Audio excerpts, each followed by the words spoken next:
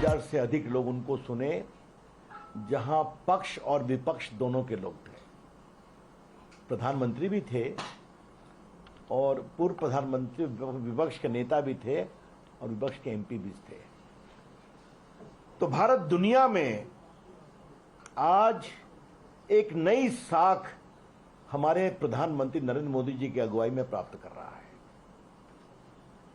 और उसका एक संकेत हिरोशिमा की G7 की मीटिंग में अमेरिका के राष्ट्रपति माननीय बिडेन साहब ने दिया कि किस तरह से उनकी प्रस्तावित अमेरिका की यात्रा को लेकर टिकट की कमी पड़ रही है, जो उनके साथ भोजन करने को उत्सुक है। आज अखबारों में यह भी खबर आई है कि वहां के कई कांग्रेसमैन का आग्रह है कि माननीय प्रधानमंत्री मोदी जी अमेरिकन कांग्रेस के ज्वाइंट सेशन को फिर से एड्रेस करें और वहां के स्पीकर कॉल लेंगे। ये सब क्या दिखाता है कि भारत दुनिया की एक बहुत ही प्रतिष्ठित ताकत बन रहा है नरेंद्र मोदी जी की अगुवाई में। और ये क्यों हो रहा है? भारत दुनिया की 5वीं सबसे बड़ी इकोनॉमी तो है ही है। भारत टेक्नोलॉजी का एक पावर हाउस है, भारत टैलेंट का एक पावर हाउस है, भारत बहुत बड़ा ट्रेडिंग सेंटर हो रहा है। Automobile manufacturing, mobile manufacturing, startup movement, defence export, ये सारी चीजें भारत दुनिया के सामने अपनी उपलब्धि दिखा रहा है। लेकिन उन सबों से ऊपर है नरेंद्र मोदी की अगुवाई में भारत एक वो देश है जो लोगों की चिंता करता है। एक केयरिंग नेशन, एक केयरिंग लीडर, जो हमें दिखाई पड़ा कि जब जिस तरीके से कोरोना आया तो दुनिया के 100 से ऊपर देशों में मेड इन इंडिया वैक्सीन भेजी गई और कई देशों को फ्री भेजी गई। तो दुनिया ने भारत का एक केयरिंग रूप भी देखा है, जो चिंता करते हैं। जो प्रधानमंत्री जी ने कहा, a friend in need is also a friend in deed. और दुनिया उस भाव को देख रही है, समझ रही है। और जिस प्रकार से दुनिया के सारे बड़े नेता बड़े देशों के बड़े नेता आज भारत के प्रति सम्मान पूर्वक अपना विषय रखते हैं और प्रधानमंत्री मोदी जी के प्रति जो विशेष आदर रखते हैं, वो हम सबों के लिए बहुत गर्व का विषय है। इसलिए आज प्रधानमंत्री जी बाहर से लौटे हैं सफल विदेश यात्रा से, तो मुझे लगा कि पार्टी की ओर से यह टिप्पणी की जाए। I am open to any questions now. Sir, ऐसे समय जब मोदी जी का गुणगान हो रहा है, भारत में सर विपक्ष उनकी अवहेलना कर रहा है और ये कह रहा है कि पार्लियामेंट इनॉग्रेशन उसमें नहीं जाएंगे। आज मल्लिकार्जुन खड़गे भी ने कहा है कि लोकतंत्र का अपमान है राष्ट्रपति जी को बुलाकर। देखिए, हम आज भी आप लोगों के माध्यम से पार्टी की ओर से कांग्रेस के नेताओं से कहेंगे और विपक्ष के नेताओं से भी कहेंगे कि आप आइए। संसद देश के लोकतंत्र का मुकुट है, इसलिए आप भी इस कार्यक्रम में आइए। और यह बात बार बार बताई गई है कि नई संसद की आवश्यकता है। मैं अपने संसदीय जीवन के अनुभव से कह सकता हूं, आप सभी पत्रकारों के अनुभव से कह सकते हैं कि वहां जगह की कमी है, वहां टेक्नोलॉजी की मजबूरियां हैं, बिकॉज पुराने सारे सिस्टम है, वहां चेंबर्स नहीं है। और एक बात जो बार बार कही जानी जरूरी है कि अभी तक 2026 तक भारत की संसद की संख्या बढ़ाने पर प्रतिबंध है, जो एक अमेंडमेंट हुआ था। उसके बाद यह संख्या बढ़नी ही बढ़नी है देश की आबादी के अनुसार। तो वहां बैठने की जगह तो होनी चाहिए कि नहीं होनी चाहिए? आज भी सेंट्रल हॉल में आपको जब आती हैं राष्ट्रपति भाषण देने, तो वहां अलग से टेबल लगाना पड़ता है, कुर्सी लगानी पड़ती है। तो इसको वो समझें। और एक बात जो मैंने कल भी कहा था, आज पुनः आपको हम दोहराना चाहेंगे कि आजादी के 75 वर्षों के बाद भारत को भारतीयों के द्वारा बनाई गई संसद क्यों नहीं मिलनी चाहिए? मुगलों ने बनाया लाल किला और जमा मस्जिद और हुमायूं का मकबरा, ऐबक ने बनाया कुतुब मीनार, वो दावा करते हैं। अंग्रेजों ने बनाया north block, south block, Rashtrapati Bhavan जो वाइसरॉय हाउस कहते थे, और संसद भवन। 75 ईयर्स में आजादी के बाद हमने क्या बनाया? तो भारतीय उद्यमशीलता, भारतीय प्रतिभा और भारतीय वास्तुकला का भी एक परिचय भारत की संसद में मिल रहा है। और मुझे बहुत गर्व है कि जो संसद भवन है ये भारतीय संस्कार के अनुरूप वास्तुकला का एक बहुत उत्कृष्ट नमूना है। और जो सेंगोल की कल्पना देश को बताई गई है, ये हम सबों के लिए बहुत ही गौरव का कारण है कि भारत की परंपराएं क्या है। तो आए देखें। हमने तो कांग्रेस के मित्रों से एक ही बात कहूंगा कि जो इतिहास आ रहा है, तो सेंगोल की परंपरा से तो आपके नेता भी जुड़े रहे हैं जो पहले प्रधानमंत्री थे। इसकी सलाह राजगोपालाचारी जी ने दी थी जो गवर्नर जनरल थे। तो आइए उसी ऐतिहासिक धरोहर को देखने के लिए आ जाइए। और एक मैं अंतिम बात कहना चाहूंगा। क्या ये शिलान्यास में आए थे क्या संसद भवन के? बस हम नहीं आएंगे, हम इसका विरोध करते हैं। क्या आज तक ये सरदार पटेल के स्टैच्यू ऑफ यूनिटी पर 2 पुष्प चढ़ाने गए हैं, जिसके यहां जहां पर लाखों पर्यटक आते हैं हर हफ्ते? भारत का मान है, दुनिया की टॉलेस्ट स्टैच्यू है वो, वहां गए हैं क्या? ये जो इंडिया गेट के पीछे सेना का मेमोरियल बना है, जो अपने आप में वर्ल्ड क्लास मेमोरियल है, वहां गए हैं क्या है?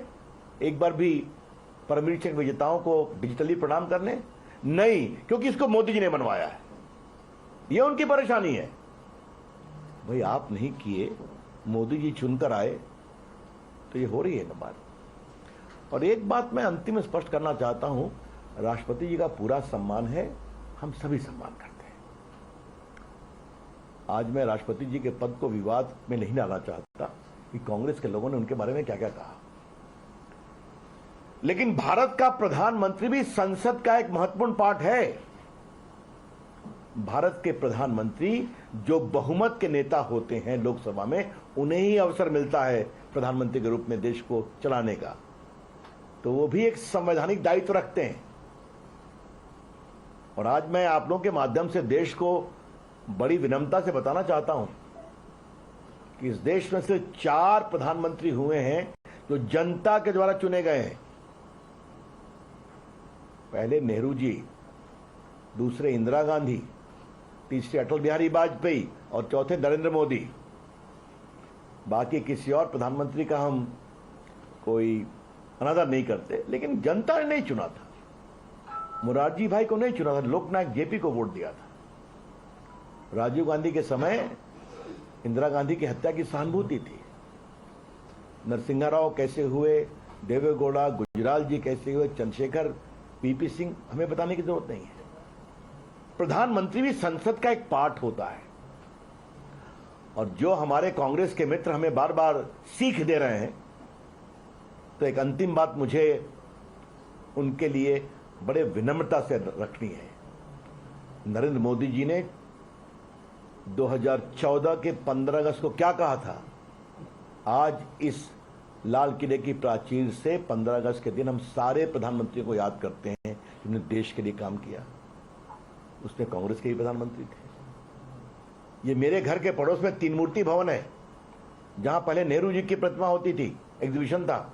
आज वहां भारत के सारे पूर्व प्रधानमंत्रियों का एक प्रकार से कीर्ति स्थापित की गई है। क्या नेहरू जी, क्या इंदिरा जी, क्या लाल बहादुर शास्त्री, क्या मोरारजी देसाई, क्या चरण सिंह, क्या बीपी सिंह, क्या देवेगौड़ा जी, क्या आई के गुजराल, अटल बिहारी वाजपेयी। अभी वहां मोदी जी नहीं है। तो ये है हमारे प्रधानमंत्री नरेंद्र मोदी जी की सोच, बड़ी सोच कि विपक्ष का भी सम्मान करें, और करके दिखाया। थोड़ा कांग्रेस पार्टी अपना हृदय बड़ा करेगी तो इस ऐतिहासिक दिन अच्छा रहेगा। रजा जी, विपक्ष तो विरोध कर ही रहा है, लेकिन अब ये मामला जो है सुप्रीम कोर्ट में भी एक याचिका दायर की गई है इसके विरोध में कि प्रधानमंत्री इसका उद्घाटन ना करें। अब इस पर मुझे कुछ नहीं करना है। आजकल बहुत लोग पीआईएल में करने चले जाते हैं, बाकी कोर्ट निर्णय करेगा। सर, सेंगोल को लेकर जिस तरह से एक गौरव की अनुभूति है, लेकिन समाजवादी पार्टी के एक सांसद है एचके हसन, उनकी तरफ से बयान आया है कि सभी धर्मों का आदर वहाँ होना चाहिए। अकेले एक समाजवादी पार्टी के एक लीगी एमपी का मुझे जवाब नहीं देना है, भाजपा उत्तर प्रदेश के प्रवक्ता हैं, उसका जवाब देंगे। सर, एक जेडीयू की तरफ से बयान आया है, उसमें ये कहा गया है कि अगर पार्लियामेंट सही उद्घाटन होगा तो हम जब सरकार में अगर आते हैं 24 में, तो इसमें कुछ और काम कराएंगे, इसमें संसद नहीं चलाएंगे। मैंने दिन में सपने देखने पर तो कोई मनाही नहीं। 24 की बात 24 में देखी जाए। 24 में तो देश, हमें पूरा विश्वास है कि दोबारा तीसरी बार नरेंद्र मोदी जी को आशीर्वाद देगा। लेकिन ये क्या मतलब है, ये कौन सी सोच है कि हम जब आएंगे तो फिर इसमें बाएं दाएं करेंगे? ये ठीक है क्या? संसद विवाद से ऊपर करिए, संसद देश के लिए होती है, और हमारी सोच क्या है और मोदी जी की सोच क्या है अभी मैंने तुरंत बताया आपको। सर, कर्नाटक में थैंक यू। हाँ, प्रियंका खड़गे से जब आप आज जब थैंक यू। हाँ, और कुछ केरला स्टोरी की प्रधानमंत्री जी ने भी उसके जिक्र किया, आपने भी किया, बीजेपी के तमाम बड़े नेता, आपने भी देखा, हम लोग सब ने देखा और पूरे देश विश्व उसकी सराहना करा। लेकिन इससे ही संबंधित यूपी में कई चीजें देखने को भी मिलता है, और भी जगह की बहुसंख्यक का अगर कोई लड़का हो, बच्चा हो, उसके साथ कोई अल्पसंख्यक लड़की या अब ये सब चीजों पर बाद में चर्चा करेंगे। आज का विषय मतलब धन्यवाद। आज का विषय चलिए, और कोई विषय? Thank you. सर, पीएम वाले में बोल दीजिएगा। कर्नाटक वाले पे आरएसएस को बैन करने की बात, मल्लिकार्जुन खड़गे के बेटे हैं कर्नाटक 10 बड़े कानून जो है वापस करने की बात बीजेपी सरकार के दौरान लागू किए हैं। जो कांग्रेस पार्टी के नेता हैं, मैं उनको एक ही बात कहूंगा, आरएसएस पर बैन बहुतों ने कोशिश किया और औंधे मुंह गिरे। कृपया करके एक राष्ट्रवादी संगठन पर इस तरह की हल्की बात न करें। और मैं सवाल खड़गे साहब के बेटे से नहीं पूछूंगा, सोनिया गांधी मुझे आपसे पूछना है, आपकी सोच है क्या? जवाब दें आप, खड़गे साहब जवाब दें आप, जो राष्ट्रीय अध्यक्ष हैं। आपकी ये सोच है? तो आप गैर लोकतांत्रिक तरीके से कैसे काम करते हैं एक राष्ट्रवादी राष्ट्रभक्त? Right.